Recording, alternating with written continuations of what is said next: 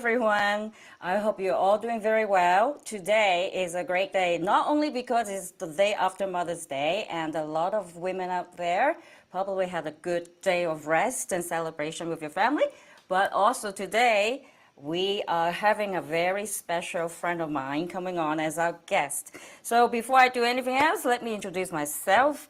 I'm your host, Shirley Whing Chow. I am the G100 Global Networking Hong Kong Chairwoman. And G100 is an amazing group of leaders coming together, promoting, let's find out. All kinds of leadership training and events and seminars and discussions. And we have women from all over the world coming together to form this group. And so we're really wanting to get after our SDG goal and push forward this the solidarity and push forward the women equality issues and agenda. So today, I have an amazing friend, and she is going to tell you how we meet or how we met later on when she starts talking to you all. But basically, what I feel very akin to her or connected to her in a way is that she and I shared some common experiences. And also that a few years ago, if I really go back and think about what I have done in the last decade, I spent quite a bit of time in a neighborhood called victimhood. Okay, so if that was real estate property, that is not attractive at all. And it was only really about 2018, at the end of 2018, that I pivoted and I started actually growing as a person with consciousness. And so today I live in the Victory Lane, I call it, or the Victory Circuit, which is much better property, right? So I am sure that when my friend, our guest speaker, Patience Modevi, when she comes on, she's going to explain to us or share with us the tools she uses to pivot and reinvent her life, just like I did or a lot of you are doing. So without further ado, let me bring on our guest. Hi, Patience, let's come on. Can you say hi to us? Hi. Thank you so much for having me here, Shirley. I'm so glad to be here, and I can't wait to share, a little bit of my story, a little bit of my insight, and also some tools that people can use to really move forward with their life. I love the way you introduced, the topic when you said that a few years ago you were maybe in victimhood and now you're on victory lane. I love that. Yes, I moved. Finally, it took forever, but I moved. Okay, now, so Patience, as everybody can tell, she is an NLP practitioner, a mindset and lifestyle coach, the chief wellness officer, and founder of Authentic Mindset. And I love that because isn't it a play of a pun to authentic? Yes, Can you yes, it tell us is. a little bit about that?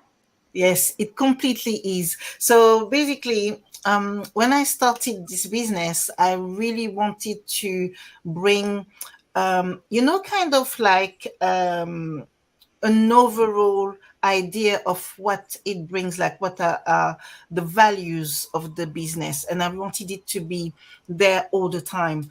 So discussed this a little bit with my husband, and we came to this word authentic, and I was like, I want something about authenticity. And then we came onto this kind of play of words of authentic in another way, and you can see it is on the authentic care and authentic mindset as well. This is a word that has been going around for quite some time, right? And Yeah. I would say, particularly, and forgive me, everyone, for making some kind of a stereotypical comment here. This word is very foreign to a lot of Asians. It's like, what is that? So we're going to find out a little more. But before we move on, I would like to point out a few things that I have gotten out of your beautiful website. Everyone, you guys have to check out Patience IG and Facebook. I don't know. I mean, if you have told me that you majored in art or design, graphic design, I would have totally believed you, because when you take a look at her stuff, okay, her pictures, she just has the magical touch. Very authentic, very patient, very zen, and but at the same time very kind of fashionable. I don't know how to it's chic. So I think that is your authenticity, right? And the one thing that I got out of your website that I really want to see how everyone responds to is this beautiful comment about how we don't have to go at what we want in life the hard way. And being strong is not the only answer. And hustling, again, is not the only answer. So I'm sure everyone is going to have a lot of opinion about that or responses about that. So feel free to let us know and type in the comments and also tell us where you are tuning in from. That would be lovely.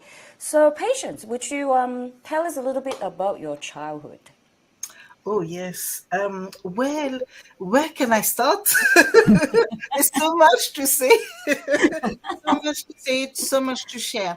But basically, I was born in France. My parents are originally from Togo and Ghana, which is West Africa.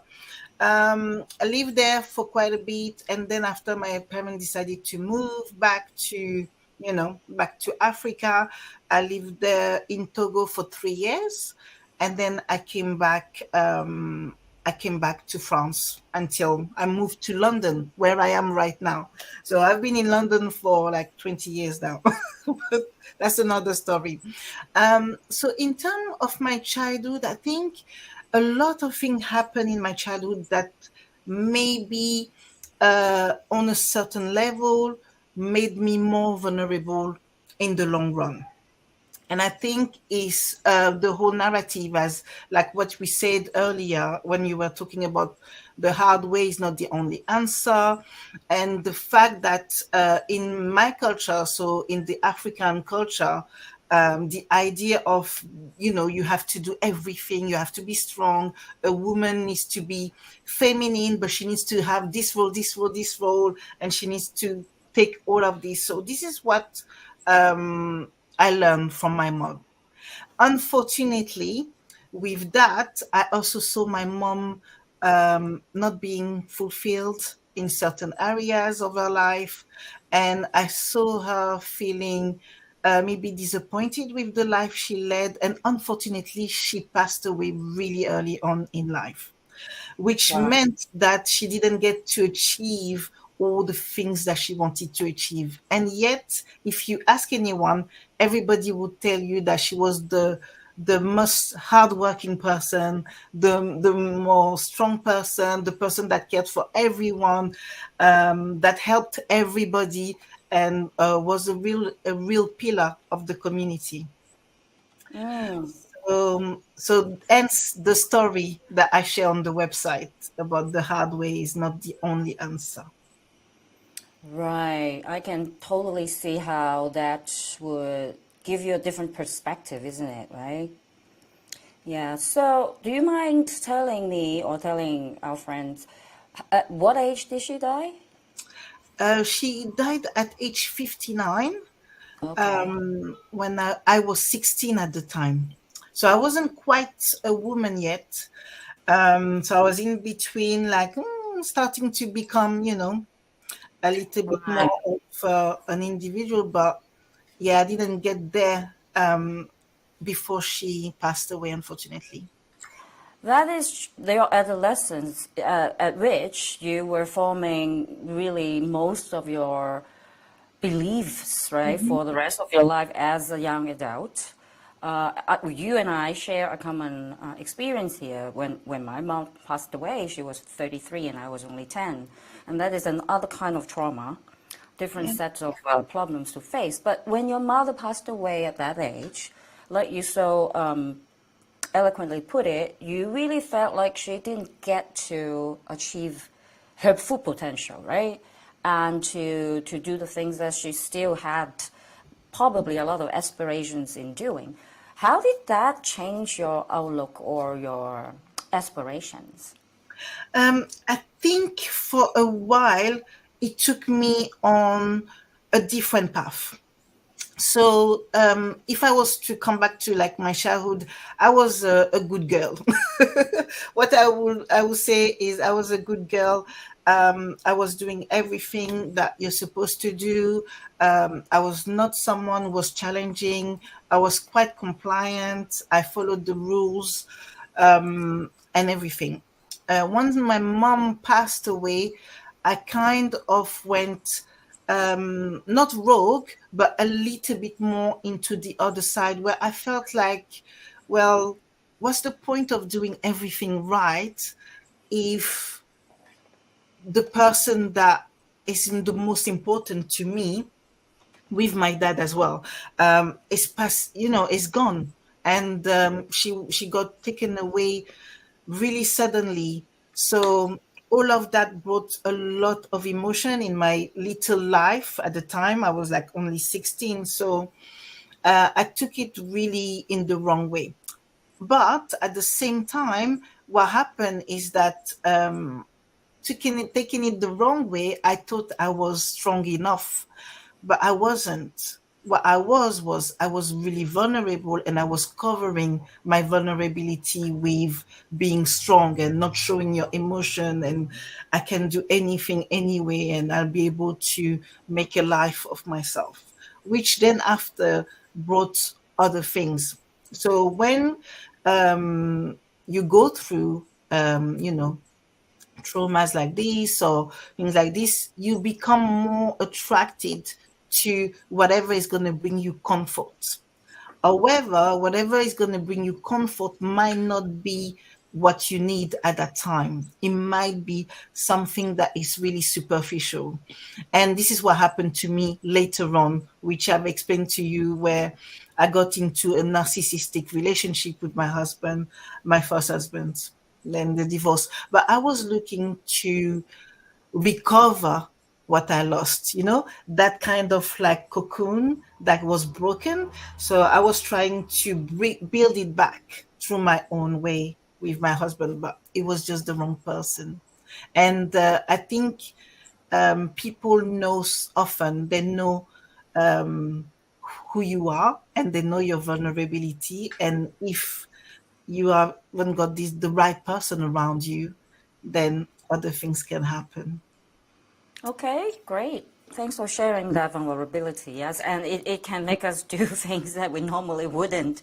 That's for sure. I totally know that. Now, at that age, before the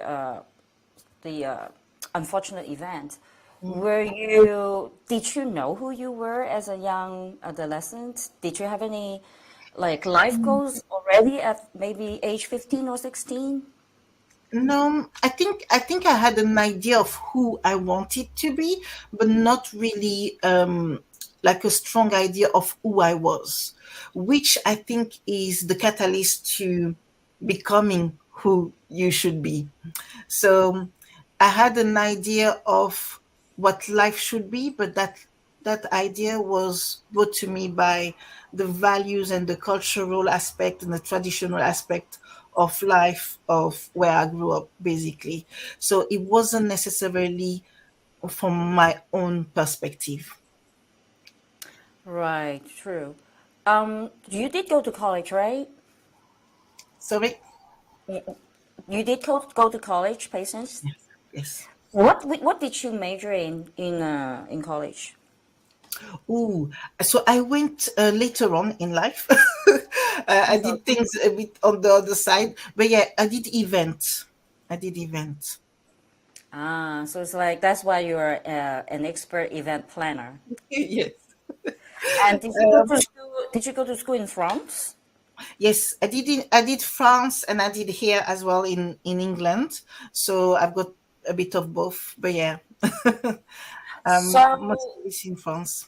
in your early 20s, right? And maybe even early 30s, were you just following that path because you studied event planning in uni, so you just kept following that path down the road? Yeah, so basically, one thing that I forgot to say to you about authentic care. So, authentic care, at first was born because of my son. So my firstborn is autistic. So when I found out he was autistic, that was another, for me, that was another like slap in the face, if I can see it like that. And I was like, oh my gosh, what am I gonna do? What's gonna happen? How do I look after another person when myself I am vulnerable myself?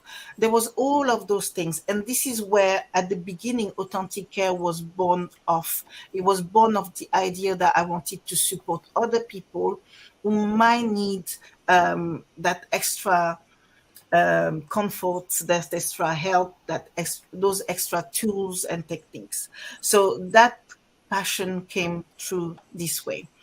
And then I was just following life, and I was just doing what I need to do to get by, which was studying event and working and everything like that. However, what happened is that I then decided that this passion is a bit not, it was not just about my son. It was basically about everything that happened from the beginning. And this is where I went back to my mom's story. And if I could, I would go back to my grandmother's story, because this is where we get we get Yes. all of this. Yes, yes. Go back, go back.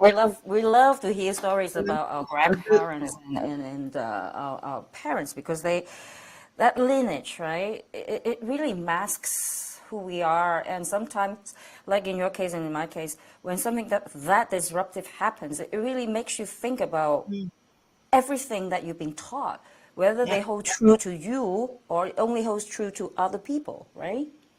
that's right. That's right. And also, I think the fact is that you then start to realize that what matters, what's the most important. How am I going to be able to nurture myself? How am I going to be able to nurture the people that are closest to me? How am I going to be able to go on and on? And this is something that does happen in any case, whether you go through a big trauma or a small trauma.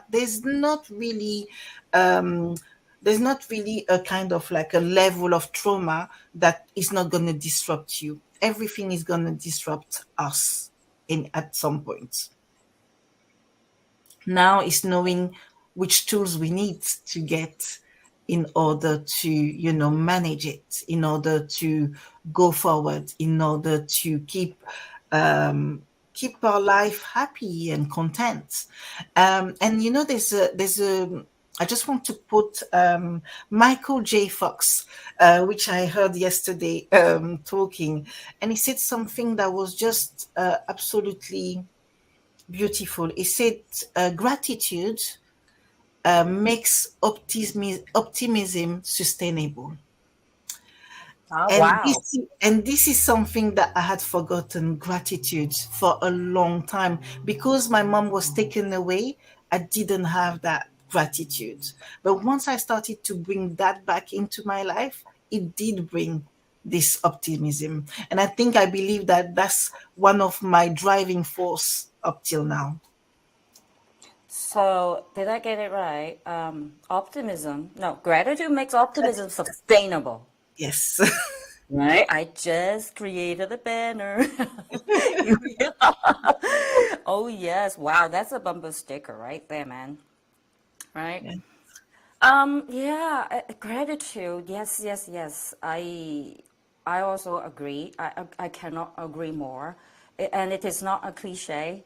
It is not just some new age, uh, you know, uh, tool that people flash around on the internet. Oh, I'm so grateful today. Look at my IG post. It's not like that. It really changes, as you know, Mhm. as we know, it changes your physiology. It changes your hormonal composition, right? It releases all these feel good hormones, the DOSE, right? You're more of an You go, expert than I Moms. am. So what do you see? The endorphins, the serotonin, and oxytocin, all that good stuff. So now let me put the ball back into your court. So, can you find one or two more defining moments in your career?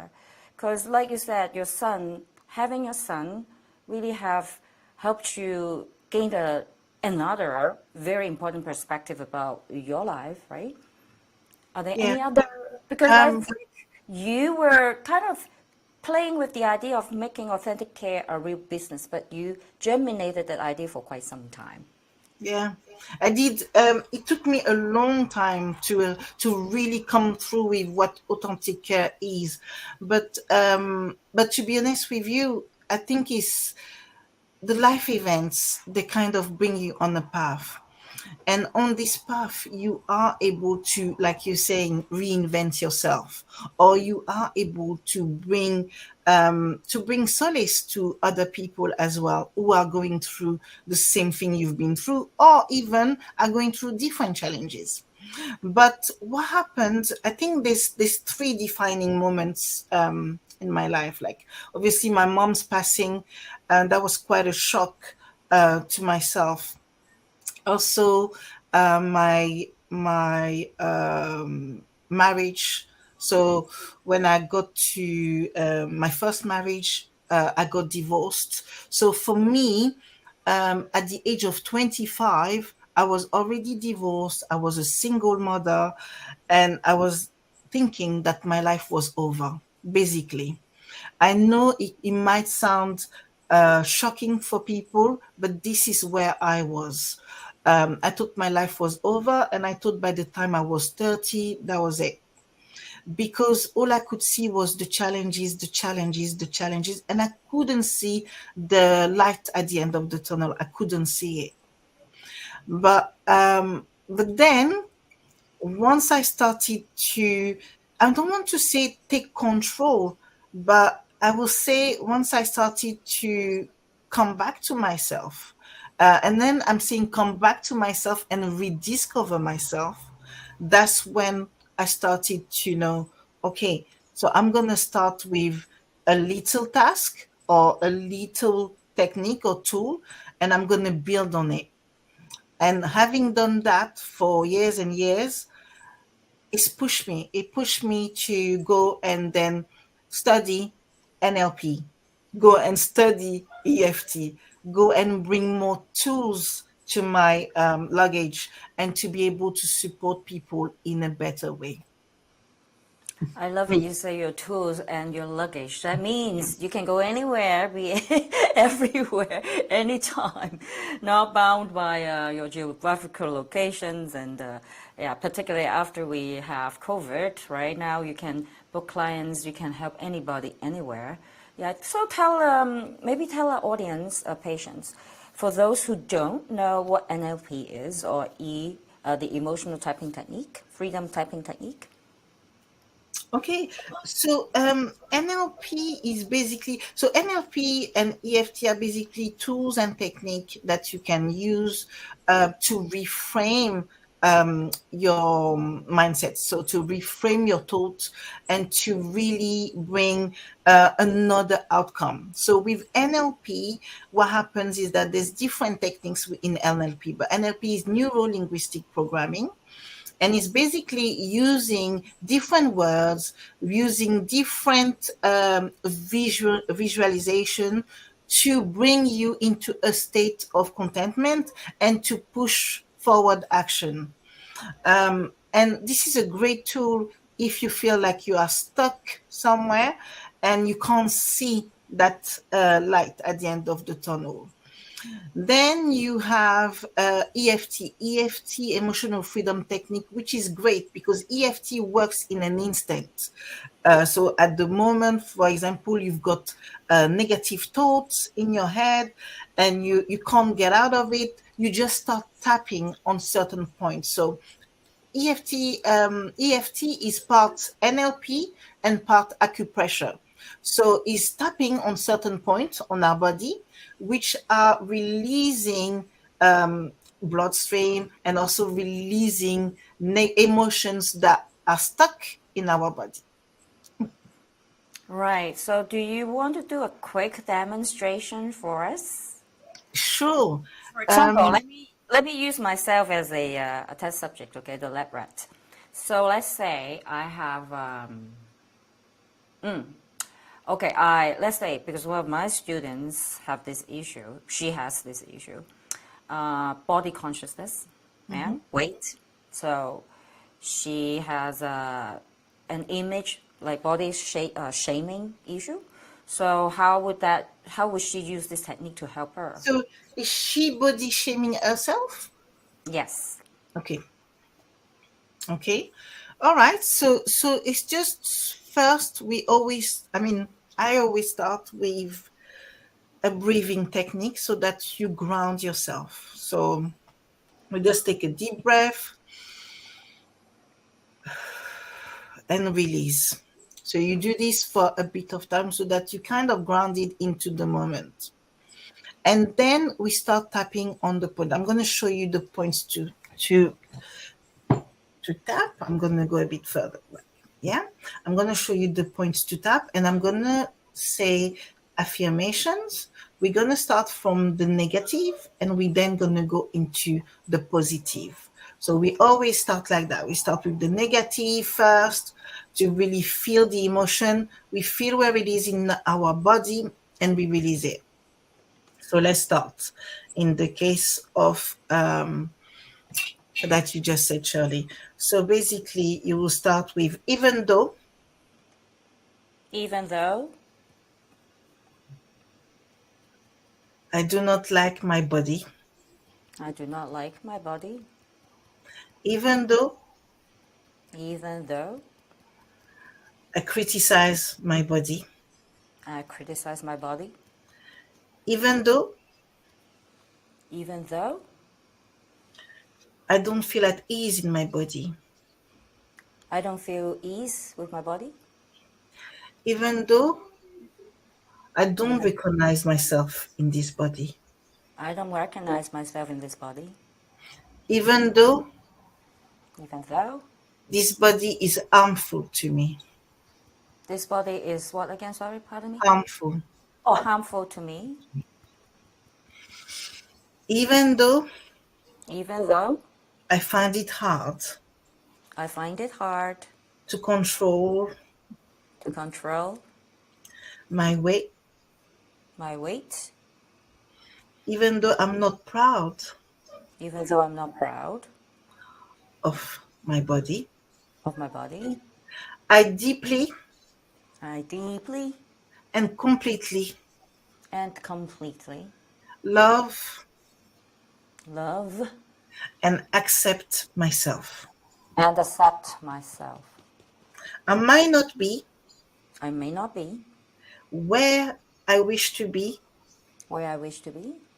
I might not have I might not have the body I wish to have, the body I wish to have, but I know but I know with certitude with certitude that the time that the time is coming is coming when I will feel when I will feel at ease at ease with my body. with my body. And a Wow. breath. So we really go deep into all the negative, everything we're feeling, how we're feeling it, and even some things that maybe we might not say here, but that might not be gentle to the ear. You have to say everything that you feel and really connect with that emotion. Some people can cry, burst crying. Some people will yawn. Some people will have different reactions. It's all part of moving actually this into your body. It's all of it is part of it. So we start from the negative and then we envisage the positive that's coming into our lives. Yeah, I love that because it's I've done it a few times with some of my fellow Jack Canfield Success Principle trainers. And I understand, of course, after having evolved in the last few years, coming out of my coma of a human being consciousness, so much of what holds us back lives in our subconscious mind. And so what I like about the tapping is that actually it does work on the acupuncture points, Mm. right? And it's like the rapid eye movement thing, right? Yes. You're actually replacing something from the past with what you know in this present moment that is your desired and well-deserved future. But you're doing it in such a way, we have an exercise in our Canfi training that does similar things, but not with the tapping. That Mm. it also addresses the negative first, not denying it because it's part of you don't really believe that you do not see the negative, right? Yeah. I think what you're doing with your practice, right? The authentic care. Part of it is actually not to be afraid of the negative, right? No. It's actually to be truthful to yourself, to be the person you want to be unapologetically, not in the words, not in the eyes of other people, but in your own eyes. You see, and I know you described me as, I mean, you described the website as being really nice and and um, kind of chic and everything. But the idea is that it's just something that shows me who I am, not necessarily because you're looking for the glam and the gorgeous and this and that, but just because you are sharing because just because you are sharing who you are authentically. So people who see me, they might see me like this today, they might see me another way tomorrow with a sweatshirt in the afternoon. It doesn't matter. I'm just being authentic to myself. But in this truth that I'm sharing with you, I'm hoping that you also take my truth. And the same way, I think you should be coming with your own truth. And a lot of things that people don't do now is that they don't accept their truth. They don't accept what is. And that is causing more and more and more and more issues in their life. And often, I mean, you've said it already, our subconscious is not formed with ourselves, is formed with the society's rules and the traditional rules, the cultural rules, how you grew up, where you grew up, whether your parents had, I don't know, good parenting, whether there was good parenting or bad parenting. I don't really like to say good or bad, but maybe you had some challenges and you pass them down to your children. So we have to be aware of all of those things. All of those things are within. So how do we release them? Because those are what's creating the barriers every single day. Every single day we've got this barrier of, okay, I want to do this, I can't do this because I've got limiting belief. What is limiting beliefs? Those are the limiting beliefs. What was in our subconscious that we need to release, and we need to really share our true self. And I believe that through doing that, every day, little by little, you come to a state where you do become authentic. It might be cliche, but you do. Okay, great. So maybe now we have a better idea about your personal journey of how you've gone through a couple of major life challenges, right? And how that kind of led you to really finding your life purpose in a way, right? Yeah. Of using what you know and also your own life experiences, both your experiences and your expertise in creating an entrepreneurship wellness center. So, what happened at the beginning, and then how far have you gone with the authentic care business? Well, authentic care is like a baby.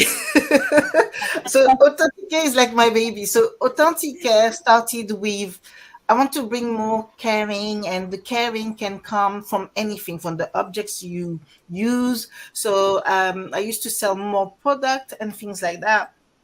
And then it went more into kind of like a service based. And then I realized that, as you and I know, Shirley, and with what we've been through in our lives, I wanted to impact young people as well. And that's where authentic mindset kind of came into the picture as well, where everything that I do with adults, women or men, I also work with men. I can also give to the tools to young people, and instead of waiting for maybe life events, they have the tools already that they can use to kind of, manage this. Nowadays, mental health challenges are everywhere, and they are on a level that is, I don't think there's been like this ever. The level of mental health challenges that are right now in this period of life that we're living are huge. The young people start to have mental health issues really early on in their life. So it's not a matter of, oh, we're going to start active life at 18 and I've got all these issues. No, at 10, 11, I've got young people that I help with, that are as early at that age, and they have a lot of difficulties. So how do we equip them to have more tools? So this, I think, this is the whole narrative of authentic care and authentic mindset, is how do we equip people to have more tools to live lives where they feel happy and healthy. I can agree more, yeah. And I see it day to day. You and I both have a real passion for children and young teenagers, adolescents, because we both understand, you and I have both seen how our lives Yeah. totally derailed, right? Not because of bad things happening, but not being able to cope with them and to manage those Yeah. crazy negative and disruptive emotions and grief, not able to grieve, for example, Yeah. not knowing how to grieve as a person, as a young girl, and then as a family unit. Both of them were the trauma. It's not just one layer, but multi-layered. So yes, so when you say your practice is a baby, how now you said you realize that besides the actual events, that it would be a great idea for you to have actually some products and some tools, right, for Yeah. people to use, your clients to use. So how did you discover all these things? I mean, did you have a whole team of people helping you with this? One of the things I, that I wish. Thank you so much. So this is going on my vision board. There will be a team of people. yes, make it Okay, into really. your mind movie for real. Uh-huh. I love Um, it. One thing I wanted to ask, when I started this podcast, the whole idea is actually for me to get tips from my, fellow sisters from around the world. So many of you have more experience than I do. We always, sometimes it's unavoidable when you are a novice, when you are a rookie. You really have to, make the same mistakes that everyone makes. You cannot really skip a whole lot of those. I mean, if you're lucky, maybe you make less, but you still make those mistakes, right? So can you share some of the common like challenges that you face? For example, in my case, is perfection is a big thing. Ah. Okay. Okay. One of thank you so much for this question.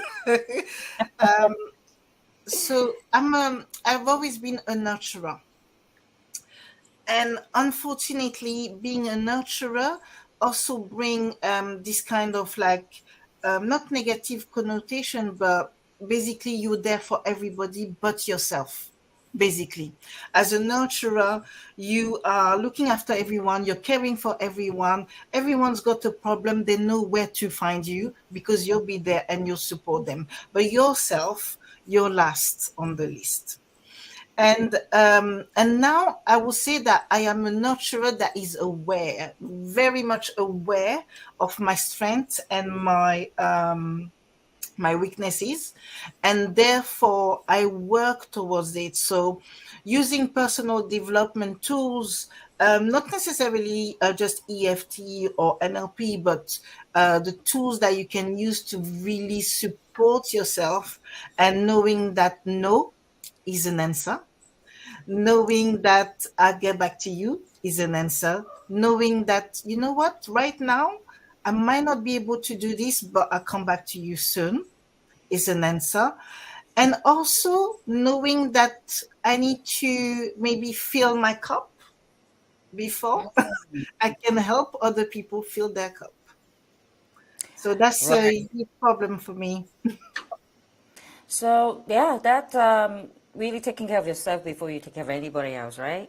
So how exactly does that happen though? Do you assign a certain amount of time every Oh day? yes, oh yes, oh. There's a lot. So I actually spoke about this with someone not long ago. So basically, EFT, I don't only teach it. I practice it every single day. It's part of the things that I do. I do visualization. I do meditation every day, taking all this time for myself, doing all of those things. I do journaling as well. I do a lot of forgiveness work on myself, to forgive myself. Yes, when I love you carry guilt or shame or anything like that, I do a lot of work on myself. So what I've been doing for years is that I've been kind of like unlayering the onion, unlayering the onion so that I can have this nut that is really just me. So I've implemented this in my life. I go floating a lot. What So do you mean by basically, floating? yes. So basically, Floating. you go into a pod and you close the pod and you're inside the pod. You're floating in water. You're in the dark, and there's no music. There's no noise. There's no noise. There's no light. There's nothing for 1 hour, and it's just amazing. It's amazing for your mental health. It's amazing for your body. You feel rejuvenated when you come out. You feel fresh. You feel calmer. All of those things that I brought into my life have been intentional. And what I've done as well in terms of my diary, which was for everybody but myself, is that I started to be a little bit more selfish or selfful, which I like to say, and actually think of myself a little bit more and really implement time. So time blocking to different things. And yeah, everybody's kind of worked around that. My husband worked around that. He's fine with it. My kids as well. So it's kind of like taking this and really bringing it as a lifestyle. And this is where, I coach people on their lifestyle as well. Yes. Yeah, yeah, yeah. I'm fascinated for two things, both the floating, because I thought it's kind of like a stand-up paddle. You go like this, lie on the board, but no, this is like a chamber, like a Yeah, dark yeah, chamber. yeah. You basically go in naked. You're by yourself in that room and in that pod. Yes. Wow, is this There's something that nothing. that's been around for a long time or something quite I, new? I think it's been around for quite a while. A long Yeah, time, it's been okay. around for quite a while because I've been doing this for. I think it's been. I've started doing this before lockdown. So yeah, yeah, I have and to check and it out. yeah, and another thing as well, which there's so many things I want to tell you, but another thing as well, which I feel helps, is nature Right. and really spending time. I don't know if you've heard. I'm sure you've heard of Shorin Yuku. So basically, forest bathing. And I went on to this experience once, and it just hooked me. So it's when you go and you really basically allow yourself to be taken away with by nature, whether it's by a stream of water or whether it's by sitting by a tree, and really just taking all the energy of nature and really rejuvenating yourself with it. So that really helped a lot as well. And which is also why I like to do a lot of this with young people, where I take them into the parks or forests where we do more of all the things we need to do, but just in nature, so that they can really Wow. appreciate the full effect. Can you imagine doing meditation in the park? You come out of the park, you feel like, ooh, Well, everything is I will tell you this, my dear. I don't go forests because there are many crazy great parks and hikes in Hong Kong, famous hikes. But I'm not a tree person or mountain person. I'm a sea person. good. So I try to go to the beach and I just lay there, Yes. toast myself and listen to the seagulls and get in the water, right? And just, but that even for someone like me who's really seen so many mental health challenges in the last 10 years, as I taught over 100,000 kids, it is quite difficult, even when you're in nature, right? Mm. When you're in the beach, on the beach or whatever, to actually get rid of your devices. Because you can see people going on the beaches and on the trails, still watching movies Yeah. as they walk. So how do you, now you were talking about how your husband and your son, they just work around your lifestyle. Were there any additional techniques you used to convince them? Because one of the difficulties is you see sometimes families going, whether it is on a vacation or an outing, they still stuck to their phones.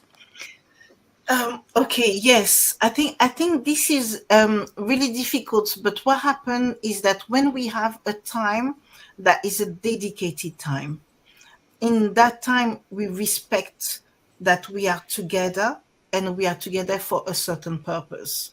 So I don't know, for example, I've noticed lately, in the last couple of years, I've noticed that I don't take as much pictures of my kids as I used to, because when we in the experience, we're just enjoying the experience. We're not being full on like, oh, I need to take pictures of this or that. The idea is to really embrace where you are at that moment in time. And I have to tell you the truth, it is a challenge. I've got three boys, so believe me, three boys with my husband, that's four. I've got four boys. Oh, boys, oh my I God. got four boys, and you have Oh you my God. you have to fight, over technology. However, it took a while, but just little by little, just implementing a bit. And even for the techniques, like for example, the EFT technique, because I do it myself, I also, tell my children to do it. I've been able to convince two of them, two of them, And how old are these two? to do it with me. And most of the time it's like, why would I do it? It doesn't work. And I'm like, just do it, just do it, just try it, just do it. And then after that is like, huh, are you feeling more calm? Yes, I am feeling more calm. But you see, it's a little bit reluctant. They don't want to say that they actually benefited from it, but they did. So the idea is that even though they can't see the value right now, they learn it, they learn the technique, and they are able to come back to it whenever they will need it. Yes, right. Yeah. So much of our personal growth, right? Or this sustainable happiness, or what I have lately focused on, which is the word bliss. I think bliss is even more heavenly and more divine. That is sometimes really trusting the process. It's like boiling water, right? Or boiling an egg. at the beginning, it wouldn't feel like much is happening. But after a certain point, that transformation begins to take shape. So I'm very glad. So how old are those two boys who actually listen and follow you? My first one, which is 2022, Oh is my only God. 22. Yes. And Wow. then my second one, which is 12. I see. Okay, so you have a younger son? Yeah, it's 9. Wow, you are, Jesus, you are amazing. I had no idea you had three boys. Wow, Yeah. that's not a lot. Four boys, actually. You forgot Wow. So, my husband. yeah, so I'm sure that they deep down they appreciate you and they know that these tools, which are not taught at schools, not taught in schools, they are precious. I'm sure they know that deep down, no matter what they say, right, to you, to your face. And so, yeah, when we chatted, now, we kind of forgot to tell people how we met each other. Right. Yes. Why did you do it? We met thanks to G100, global networking. Um, which well, we are on the platform now, but what I want to say, like, I have to do a little bit of a shout out here. Is that possible, Yes, Shirley? please. Yeah. Okay. Shout out to Ma, because Ma really allowed me last year to come in and really um, do something I never did before, like go on stage and share EFT with all of the wonderful ladies that were there, but also like taking this risk of, like, I went to a country where I never knew the country, I never knew the people, I never knew even Ma, and I met the wonderful Shirley, which is here.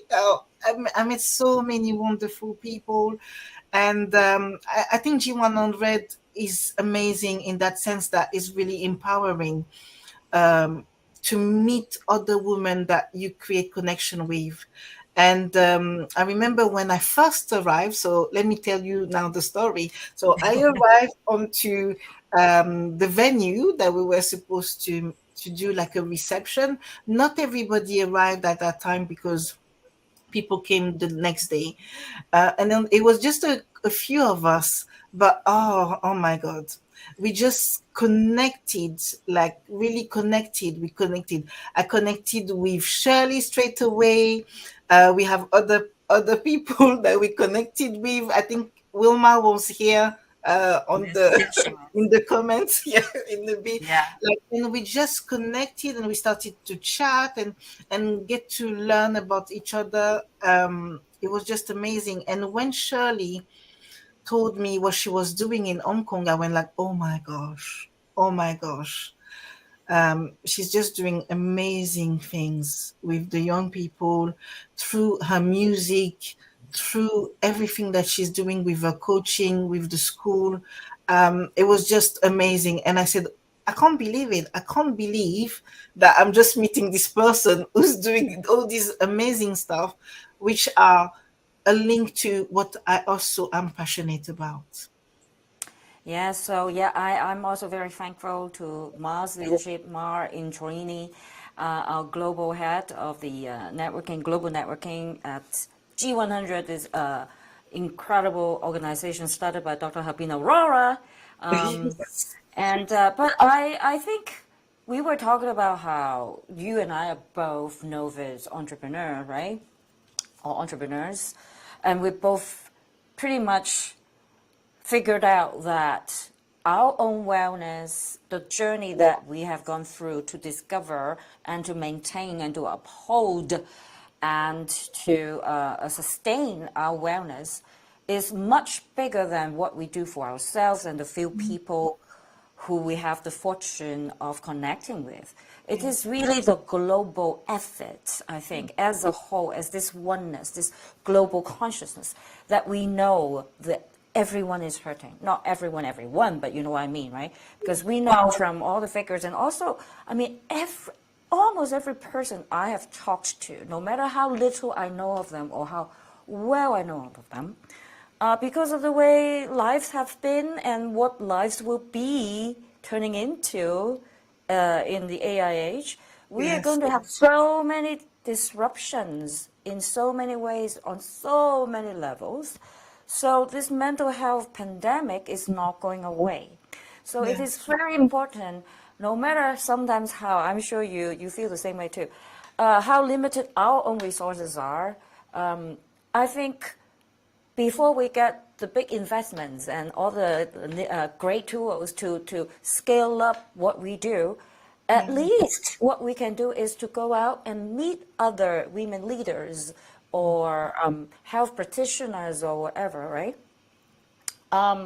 Just to make sure that we are cheering each other and really giving each other the mental and emotional support that we so need to carry on and to carry forth. And sometimes a global event is not just that meeting itself, but maybe partnerships down the road, Yeah. right?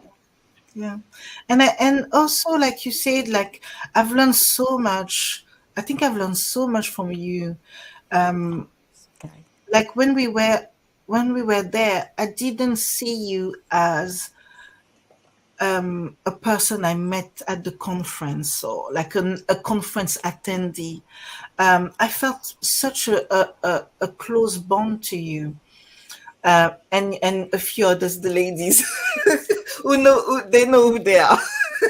I can't cite everybody here, but basically, there was this kind of like togetherness, like you said, like oneness, and it was just simple, like a pure emotion, and it just stayed on that. I think that's really important, especially in women's world, to know that there are places where women can support, embrace, comfort, and really empower even more other women. So, patience, as we're getting close to the end of the hour, I would like you to give us maybe like a final thought, right? A thought about how, whether we are busy mothers, single moms, or like us, in my case, a solopreneur, even though lately I have acquired one person to be part time on my team, but just really feeling like there are so many things we want to do because we want to do them, but not pressured into doing them. But we see this big mountain, right? How one tool that you hold true in all kind of turbulences and tribulations, you will just use this one tool. What would that be? To make sure that you stay afloat and find that bliss even during the dark times. Okay, this is a hard question, but I think if I mention compassion, I think that will kind of like encompass everything. Self compassion. It's really important to be kind to ourselves. If we are kind to ourselves, we start to look after ourselves, we start to nurture ourselves, we embrace ourselves. Um, when I'm talking to you here, I am not perfect, but I love my imperfection. And I think it's getting to that level. And I think the only way we can get there is through self compassion. I love it. I love it. Self compassion. Everyone, compassion. Now, would you please show us where we can connect with you? Oh, I know, yes. I think you have the graphics for that. Oh, okay. And everyone, I encourage you to get in touch with Patience. She is one of the most easygoing and approachable, kind-hearted, and funny and fun person you can ever come across. And of course, she's located in London, but you can reach her out and just have a session with her anytime. And if you are so inclined, please get in touch with me and maybe even any ladies on our G100 Global Networking platform. We would love to hear from you, get to know you, and see what we can co-create together as just sisters and also women leaders, thought leaders, and change makers. So thank you. Do you have your I was beautiful just waiting for you. information? Yeah, Okay, yeah, don't worry. Now, G100 Global Networking is just part of the whole G100 um, family. We have many, many different, what do you call it, divisions or areas of support. Uh, so get in touch with us. And so can I see whether I can make this bigger for everyone? Okay. Yeah, so I hope everyone can see this information. Maybe you can tell us again. What is yes. it? So basically, you can book a free call with me. I'm gonna put the link. Sorry, I'm just gonna copy and put the link into the chat Sure. for Shirley. And she can. So you can book a free call. Um, at the link there with me, and we can talk about anything that you're going through. And I give tips, I give actual support in those 30 minutes. So it's not just us doing the chatting, but it's also you coming out with something that you can implement straight away. Yeah. And then if you feel like you want to work further, then we will go into the further. But it'll be nice to hear from you. Yes. And do you have any inspirational books or quotations to close Oh our my, oh my gosh. beautiful chat with? I did send you. Don't worry. Let me see if I have actually. Do you remember anything really? I think the book, it was The High Five Habit by Mel Robbins. I love this book. I think I've said it many times already, but it's basically high fiving yourself every day. So again, self-compassion. We're coming back to being kind to ourselves. Um, she's brilliant, Mel Robbins. And I think there was a quote from there was a beautiful quote. I'm sorry. I Oh, think it's I'm okay. Don't a worry. bit Don't worry. lost. Don't worry. But Okay. what I'll do is come back to the quote I shared before, which is that gratitude makes optimism sustainable, and it really does. So if you can be grateful for the little things that are in your life, you can bring a little bit more of that sunshine in. Yes, I agree totally. And from my little perspective as an emotional intelligence and social intelligence coach, and also a law of attraction course designer or giver, I would say this. No matter what's going on in your life, how hard it feels, right? Just find that inner child and smile, because no matter what it is, it will pass. Yeah. Eventually, it will pass. It will And the pass. sooner we elevate ourselves onto the positive emotional plane or pain, right? That whole spectrum of positive emotions or life giving, life enhancing emotions, instead of the ones that, draw our attention to what haven't been going well. We focus on the future and we focus on the now. And if we have now and we can lift those two corners, then we are on a much better trajectory, much better path to seeing the future that we desire and we deserve and we want to own. And so lately, I've been walking down the street when I go to work. I would check my lips. And, are you smiling, Shirley? And then I would lift my corners. And then I swear, people around me would Yes. pick that up, particularly in Hong Kong, because it's such a stressful city, right? Not a whole lot of people walk down the street smiling. That is the truth. And so they would actually turn around and look at me, say, "Ooh," and they would see this. And when I see that they are surprised or they get affected by this, they light up for a little moment. I feel this incredible gratitude. It's like, hey, it's okay, everything's good. even though in the back of our minds, right, our ego construe all these problems that we want to solve. But anyway, this has been so beautiful. I feel like I can talk to you for another 10 years. I wish Oh, we live I wish we lived in the same street so we can bake cookies and hot chicken soup with each other. I can take your boys sometime so you can have more time for self-care.